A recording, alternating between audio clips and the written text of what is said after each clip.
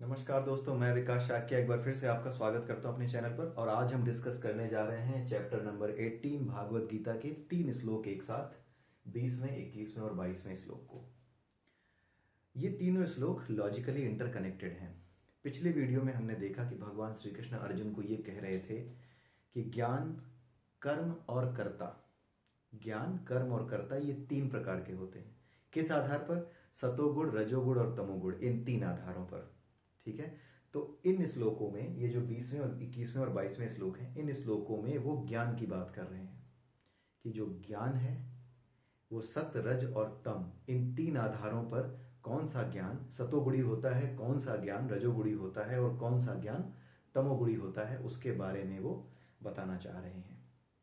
ठीक है। तो ये 3 श्लोक ज्ञान के लिए, किसके आधार पर? प्रकृति के 3 गुणों के आधार पर, सतोगुण, रजोगुण और तमोगुण के आधार पर। तो 20वें श्लोक में भगवान श्री कृष्ण ने सतोगुणी ज्ञान के बारे में बताया है, 21वें श्लोक में भगवान श्री कृष्ण ने रजोगुणी ज्ञान के बारे में बताया है और 22वें श्लोक में भगवान श्री कृष्ण ने तमोगुणी ज्ञान के बारे में बताया है। आप फिर मैं कहना चाहूंगा कि इस चीज को समझे बिना आप भागवत गीता के श्लोकों को समझने में परेशानी मुश्किल करेंगे, अगर आप मेरी प्लेलिस्ट फॉलो कर रहे हैं तो। ठीक है। और अगर आप ये समझ जाते हैं तो कोई ऐसा श्लोक नहीं है जिसको समझने में आपको किसी तरह की परेशानी आए। इसलिए मैं फिर यही कहूंगा इस वीडियो को शुरू करने से पहले कि आप इसको समझने के लिए जो 13वें चैप्टर के लिए प्लेलिस्ट हमने बनाई है, उस प्लेलिस्ट को हमने जो अपलोड किया उसे जरूर देखें। ठीक है। एक एक श्लोक को देखें, धैर्य के साथ आगे बढ़ें। जल्दी जल्दी में कुछ नहीं होता, तो एक साथ आप मत करने की कोशिश करें सब कुछ के बीच में से कोई भी श्लोक, कोई भी वीडियो उठा लिया और वो आपको समझ में आ जाएगा, ऐसा नहीं है। भागवत गीता कभी भी एक किसी श्लोक को उठा करके आप पढ़ लें और आप समझ लें उसका अर्थ वास्तविक रूप में, संभव नहीं है। ये गलती वही लोग कर रहे हैं जो आज के समय में समाज में तरह तरह के उपदेश देते हैं ना, गीता में तो ये लिखा है, वो लिखा है, कुछ नहीं जानते हैं। उन्हें चुनौती देने के लिए ही, उन्हें चुप कराने के लिए ही, चुप कराना उद्देश्य नहीं है। किसको किसको चुप कराओगे? ज्ञान का प्रकाश जब फैलता है तो अंधेरा अपने आप नष्ट हो जाएगा। किसी को चुप कराने की जरूरत नहीं है। प्रकाश स्वयं अंधकार के अलग अलग बिंदुओं को नष्ट करने में सक्षम है। तो आपको सिर्फ ये जानना है। जानने के लिए सही तरीके से जानना शुरू करते हैं। तो 13वें चैप्टर का जो प्लेलिस्ट है उसे आप जरूर देखें, उसके बाद ही अगले प्लेलिस्ट पे आप बढ़ें, 14वें, 15वें, 16वें, 17वें और फिर 18वें पे।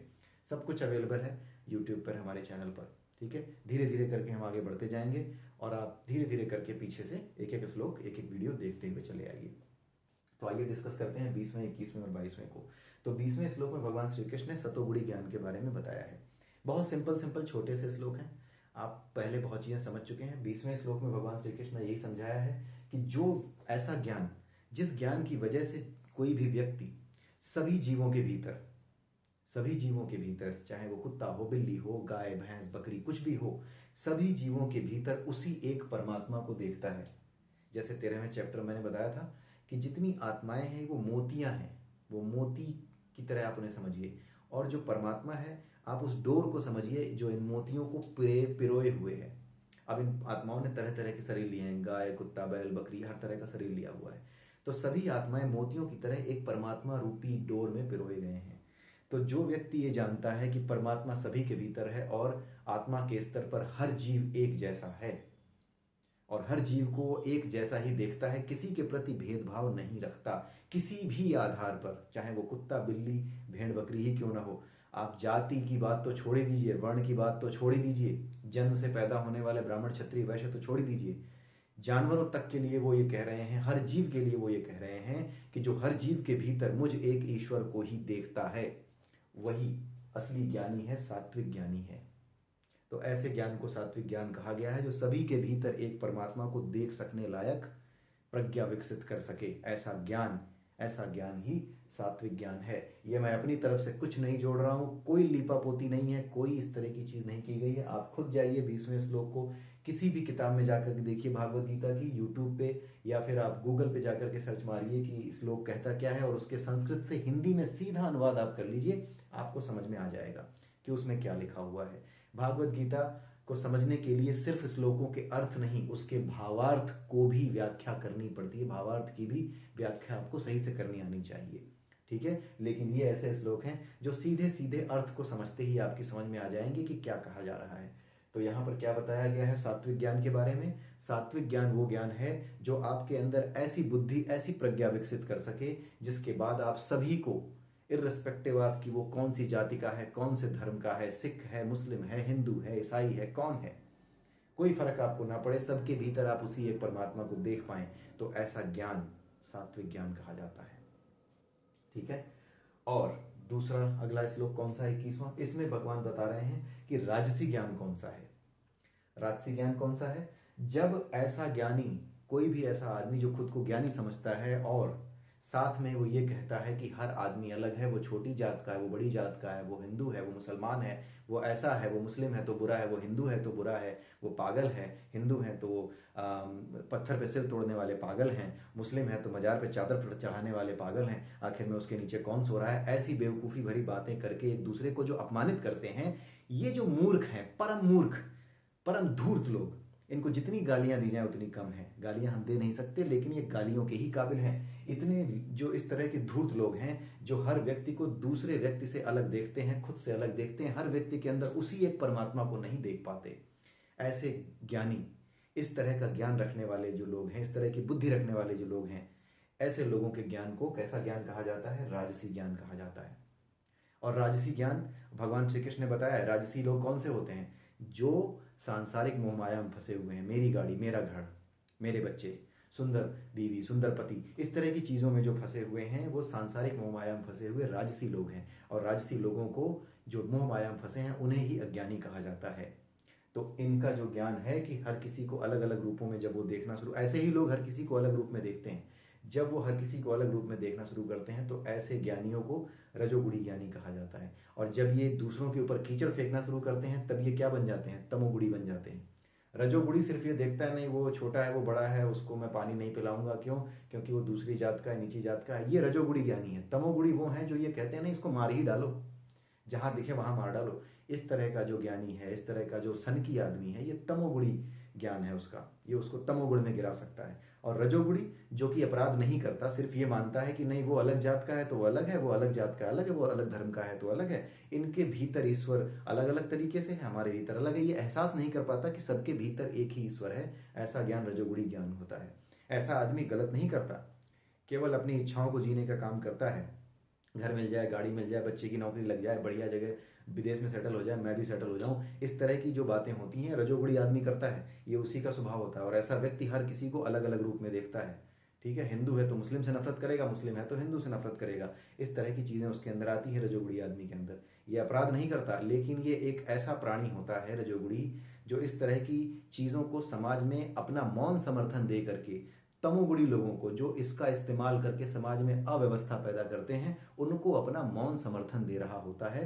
तो ऐसा आदमी भी जो रजोगुणी है, जब समाज में उथल पुथल मचती है तो ऐसा आदमी सबसे बड़ा योगदान निभाता है समाज में उथल पुथल फैलाने का, जो तरह तरह की गलत मान्यताओं और अज्ञान के कारण हर व्यक्ति को अलग रूप में देखता है और कभी इसका विरोध नहीं कर पाता कि जो हो रहा है ये गलत हो रहा है, इसे रोका जाए। तो ऐसा व्यक्ति सभी को जो भिन्न रूपों में देखता है, ऐसे व्यक्ति का ज्ञान रजोगुणी ज्ञान है, राजसी ज्ञान है।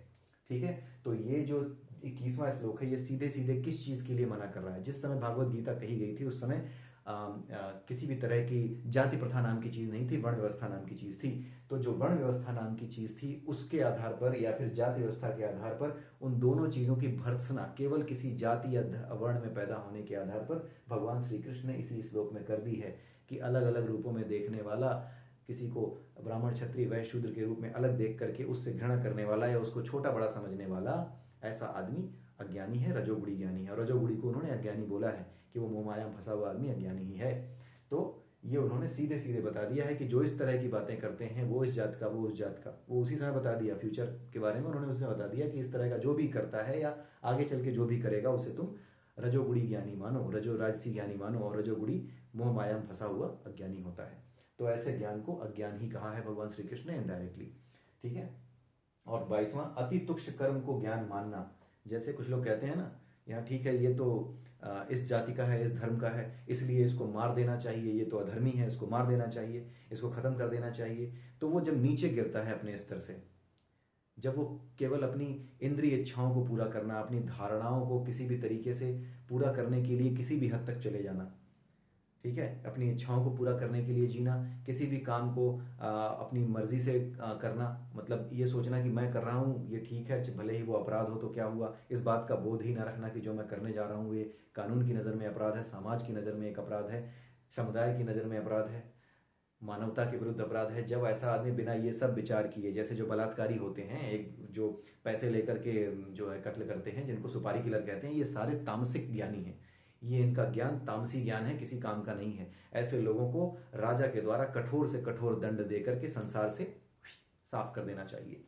ठीक है, ये आगे चल के बताया जाएगा कर्मयोग में कि हाँ, भगवान श्री कृष्ण ने तामसी लोगों को दंड देने का, समय आने पर उचित दंड देने का, राजा द्वारा उचित दंड दिए जाने की व्यवस्था की जानी चाहिए, ऐसा महाभारत में भगवान श्री कृष्ण ने पांडवों को समझाया हुआ है। ठीक है, तो ये था 20वां, 21वां और 22वां श्लोक, जिसमें भगवान श्री कृष्ण ने सतोगुणी, रजोगुणी और तमोगुणी ज्ञान के बारे में बताया है। आई होप कि कोई समझने में दिक्कत नहीं हुई होगी, लेकिन ये बहुत महत्वपूर्ण ज्ञान है, इसका एहसास होना बहुत जरूरी है, इस ज्ञान को समझना बहुत जरूरी है। और ये आज की डेट में जब आप पिछले श्लोक पढ़ चुके होंगे, पूरी भागवत गीता की फिलॉसफी समझ रहे होंगे, तो आपको ये लॉजिकल लग भी रहा होगा, समझ में भी आ रहा होगा कि भगवान श्री कृष्ण ने ऐसा क्यों कहा है कि सभी को अलग अलग रूपों में देखने वाला अज्ञानी है, क्योंकि ये रजोगुणी आदमी का लक्षण होता है, जो सांसारिक सुखों को ही वास्तविक सुख समझता है, ये मिल जाए वो मिल जाए। ऐसे ही आदमी की सोच ऐसी होती है, जो ये देखता है कि वो छोटा है वो बड़ा है, ऐसे आदमी देखते हैं। तो भगवान श्री कृष्ण ने ये कहा है कि अपराधी हो चाहे कोई भी हो, सामने कोई भी खड़ा हो, उसके भीतर भी ईश्वर को देखो, लेकिन तुम्हारा जो कर्तव्य बनता है उस कर्तव्य को पूरा करो, क्योंकि कर तुम नहीं रहे हो, वो भी उसके भीतर भी ईश्वर है, तुम्हारे भीतर भी ईश्वर है। बस केवल वो तुम्हारे भीतर स्थित आत्मा के जरिए उसके भीतर स्थित आत्मा को शुद्ध करने के लिए, उसे प्रायश्चित की आग में तपाने के लिए तुम्हारे माध्यम से वो उसे भी मोक्ष के मार्ग पर भेज रहा है। तो अपने आप को समर्पित करके जब कर्म करोगे, ईश्वर के कर्म को समझ, अपने कर्म को ईश्वर का कर्म समझ कर करोगे, तब वास्तविक रूप में आप वास्तविक ज्ञानी बनोगे, सतोगुणी ज्ञानी बनोगे। ये भगवान श्री कृष्ण कहना चाह रहे हैं इन तीनों श्लोकों के माध्यम से। तो ये थे ये तीनों श्लोक। आज का वीडियो यहीं खत्म होता है, अगले वीडियो में फिर मिलेंगे 24वें श्लोक के साथ, सॉरी 23वें 24वें श्लोक के साथ। तब तक के लिए